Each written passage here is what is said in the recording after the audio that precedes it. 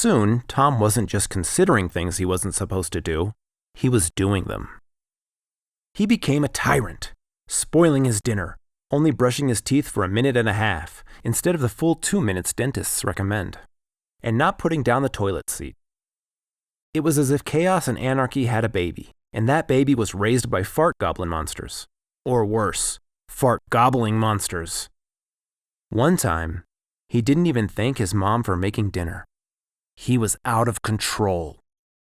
You are now listening to the transcendent sounds of Nobbin.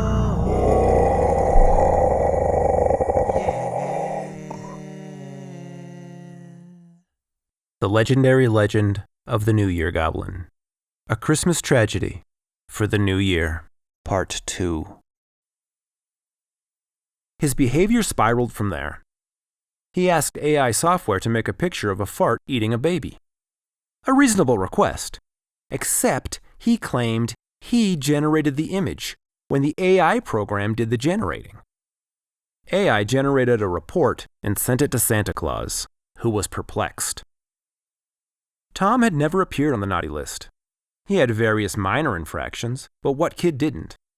Tom always scored enough nice points to compensate for the naughty points he accumulated. Santa assigned Winston to watch Tom. Winston's investigation and surveillance led to a disturbing conclusion.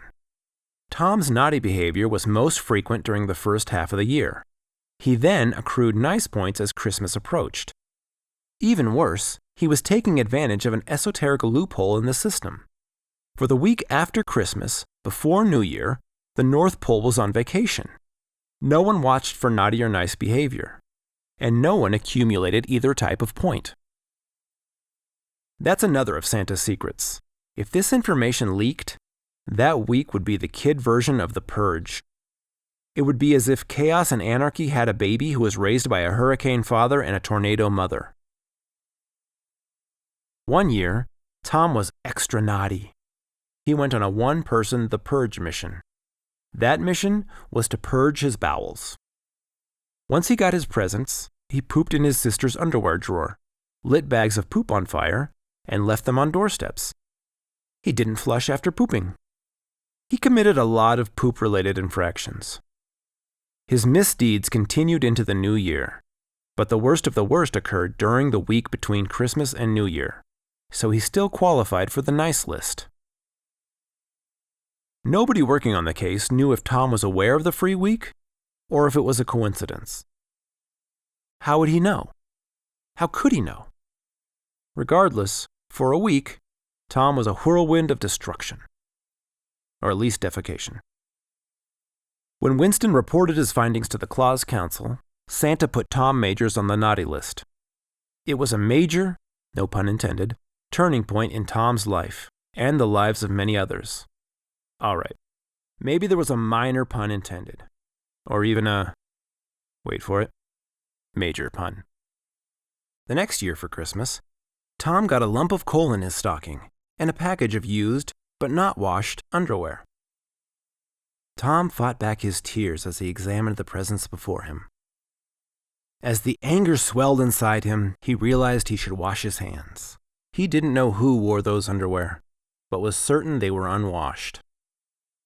That year, Tom's post-Christmas, pre-New Year shenanigans were non-existent. He was as good as Megan, if not better. It was almost as alarming as his behavior and well-timed misdeeds. Santa assigned Winston Tom's case as a priority. Priority cases are cases in which one elf is assigned to one kid. It wasn't just Tom's behavior that earned him priority status. His potential knowledge of the naughty or nice loophole made him a potential danger to the entire operation. Winston watched Tom's every move. He had a series of cameras installed wherever Tom spent time and used drones and no-nos to track his movements. Again, elves are allowed to stalk kids because, Christmas. That makes it magical, not creepy. Winston combed through the video for signs of illicit behavior. He found nothing. Tom was clean. Too clean. Could he have learned his lesson with such haste? Was one Christmas with gifts of coal and unwashed, discarded homeless underwear enough to awaken Tom to the folly of his ways? The answer to Winston's question was a resounding no. Just past midnight on December 18th, 1 week before Christmas, Tom sneaked his family's Christmas tree out of the house and tossed it in a dumpster in an alley a couple of blocks away. He didn't even remove the ornaments first.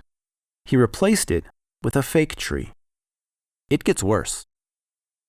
The fake tree was pink. What? What do you mean, what's the big deal? As everybody knows, or should know, Santa only comes if you sacrifice a tree in his honor. That's where he gets his life force. That and cookies. Yes, it is horrible to cut down trees, but programs are in place that recycle used Christmas trees. They make the trees into mulch that feeds other trees. It's the cycle of life. It's much better than tossing yours out with the garbage, like used diapers or homeless people. I prefer the recycling program to artificial trees. Artificial trees are tacky. You know what they say, fake tree, fake Christmas. If you get one of those, a mall Santa comes to your house instead of the real Santa. Nobody wants that. Santa's supposed to smell like magic, cookies, and reindeer farts. Not bourbon, cigarettes, and self-loathing.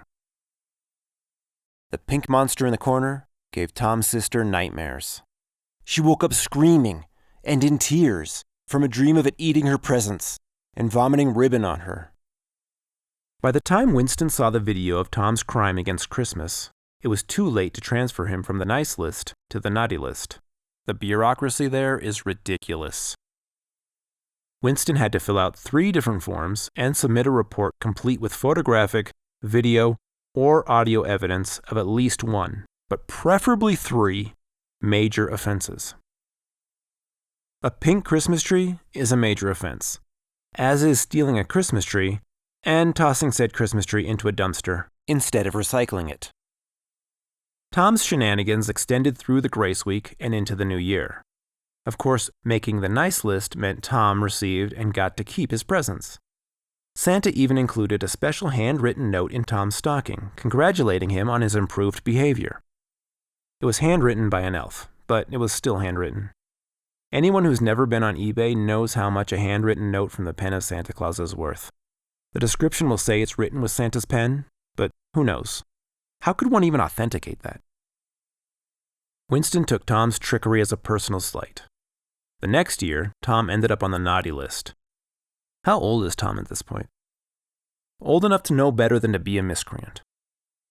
That miscreant was making a mockery of Santa, Winston, and Christmas. For Christmas, in addition to a stocking full of reindeer poop, Tom got one giant present. It was a present befitting a scoundrel of Tom's caliber. Tom received an enormous, beautifully wrapped box of elf farts. Anybody familiar with an elf's diet, which is full of sugary products that ferment in one's intestines, and, thanks to Winston's mom, broccoli, can imagine the rankness of the plume of gas that erupted from that box. It may have rendered Tom unconscious for a few minutes. He had to discard the clothing he was wearing, as the stink adhered beyond washing. He had to shave his head, because the stink fused with his hair and made his pillow stink. That was Tom's final Christmas present from the North Pole. Not that he wanted another gift after that Christmas.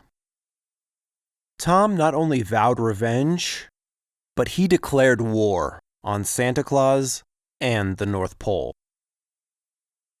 His first attack was an environmental assault. He started doing everything he could to pollute. He left on lights and left his phone charger plugged in, even when he wasn't charging his phone. At the store, he used plastic bags instead of paper, or even better, reusable bags. He peed on plants and farted whenever he could. Tom made his mom drive him to school instead of riding the bus. Even though his pollution was minor in the grand scheme of humanity's deluge against the planet, he watched with glee as the polar ice caps melted, imagining Santa's workshop plunging into the icy waters. It wasn't all bathtubs and kitchenettes, though. Despite his best efforts, Christmas continued to come. Children continued to receive presents, and Hollywood is still making horrible remakes and reboots of classic movies and series. Tom had to step up his assault. Tom Majors knew that elves and goblins were natural enemies, like cats and dogs, cats and mice, cats and the couch, cats and people with allergies, cats and giraffes. Cats have too many enemies. Perhaps they should try soul-searching to find inner peace. Inner peace did not appeal to Tom. He was on a mission. He went to the popular hangout for trolls and goblins, the local Walmart, in search of information and hopes to find goblins to hire as mercenaries. Most goblins will do anything for a $25 Walmart gift card, but Tom was broke. He hoped he could play on the goblins' natural dislike of elves to recruit them to his cause. He could not. Tom approached the goblins like a smart donkey, joking and attempting to pal around with them. He started trash-talking elves to bond with the goblins, and worked toward his goal of joining forces to defeat the elves. It didn't occur to Tom that he was just a kid with no force, much less forces. The goblins forced Tom into a cart and rolled him around the store and into the parking lot, where they dumped him out before forcing him into a garbage can. The goblins took turns farting into the garbage can. One goblin even pooped a green, slimy poop. That was almost as gross as the half-eaten McDonald's meal in his face. The encounter did not unfold as Tom planned. He didn't expect rainbows, candy canes, and sing-alongs, but he thought he could find common ground with their mutual hatred of elves and go from there. As the goblins walked away, laughing, Tom climbed out of the garbage can. He removed the French fry from his nose. Now he knew how those turtles felt. Wiped the remaining duty out of his regrown hair, that was going to require another shaving, and issued a challenge to the goblins. "I demand a duel with the Goblin King!" The goblins laughed and resumed walking. Tom reissued his challenge. "I demand a duel with the Goblin King!" In polite goblin society, one can only become king by defeating the current king in a duel to the death. Tom didn't know that. He just threw it out there out of anger and embarrassment. He also didn't know that goblins had to accept the challenge. He just wanted to meet the king and convince him to help destroy the elves. The goblins took Tom to their underground fortress in the sky, but first they peed on him to wash off the garbage and duty. Tom was the first human to enter the goblin fortress, and the first human to pee himself inside a goblin fortress. Seeing those goblins clamoring for a view of the human in the goblin fortress scared the pee-pee out of Tom. Fun fact, Tom is not in the goblin record books as the first human to pee on himself in a goblin fortress. No one noticed his pee because the other goblins had soaked him with their pee. The official record holder is Jeremy Landowski of Albion, Nebraska. What? It's in a mountain. So it's underground but in the sky? Come on. How will you ever find a goblin fortress by yourself? Do you think Google Maps will take you there? No. Google's run by goblins. They won't tell you where their fortresses are. The goblins brought Tom to Crabobbleclocken, the head of the king's security. They informed Crabobbleclocken of Tom's challenge. Crabobbleclocken said, "The human is unworthy of fighting the king. He smells like pee, and poo, and garbage." All right, I'll just be going then, Tom said. "Purify him in the sludge," Crabobbleclocken commanded. "Oh, my farts," Tom mumbled. The goblins carried Tom to a pit of sludge. They tossed him in and held him under until they deemed him purified. When Tom was allowed to gasp for air again, he tried to request his unconditional release. The goblins misinterpreted his spurts and coughs as spurts and coughs, instead of attempts at words. They hoisted Tom to his feet and dragged him to the royal chamber for his audience with the king. The royal chamber was, like every room in the kingdom, a cave. It was dark, dank, and smelled like bad breath and goblin sweat. If you don't know what goblin sweat smells like, imagine a dead skunk in a pool of dog vomit. But not just any dog vomit from a dog who just ate a bag full of duty. No, your little brother's breath is not that rank. The aroma hit Tom like an airbag to the face. It made him retch. He fought the urge to vomit. He tried to breathe through his mouth, but swore he could taste it. Can one taste smells? I don't know, but Tom thought he could. He tried breathing through his ears, but he could hear the smell. It sounded like two cats trying to climb up a chalkboard while mumble rapping. Another sound grabbed Tom's attention from the smell that was now attacking his eyes, making tears flow like the urine with which the goblins doused him. "What business do you have in the Goblin King's royal chamber?" boomed a voice. Tom scanned the area but couldn't find the voice's origin. The crowd parted to reveal the biggest dang goblin you've never seen. To be continued. Oh, Charlie, Charlie. It's the chicka chicka chuck, y'all. The chicka chuck, y'all. The chickity chickity chickity chuck, y'all. Delightful. Delightful.